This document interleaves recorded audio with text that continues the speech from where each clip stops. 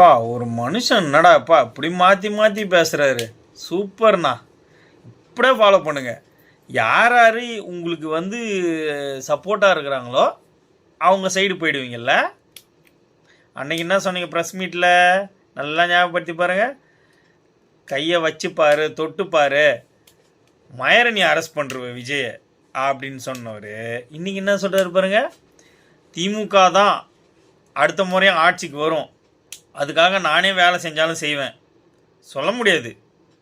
இத்தனை வருஷமாக நான் திமுகவுக்கு தான் அகேன்ஸ்டாக இருந்தேன் சொன்னவர் இப்படிலாம் பேசலாமா? சொல்லுங்க பார்க்கலாம்.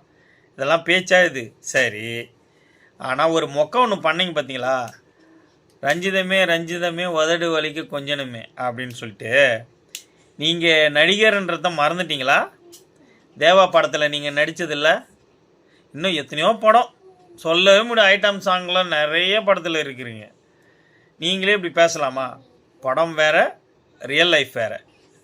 ஆனால் அது ரெண்டுத்தையும் ஒன்றா சேர்த்து அந்த பாட்டை பாடி முட்டி செத்து போச்சு அப்படின்றீங்க. நீங்கள் யாருக்கு சப்போர்ட் பண்ணுறீங்களோ அவங்களுக்கு முட்டியே கிடையாது, முட்டியே கிடையாது, முதுகெலும்பு கிடையாது, திராணி இல்லாதவங்க அவங்களாம்.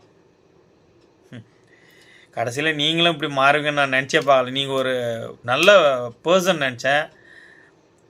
உங்களை நான் விஜய்க்கு சப்போர்ட் பண்ண சொல்லலை.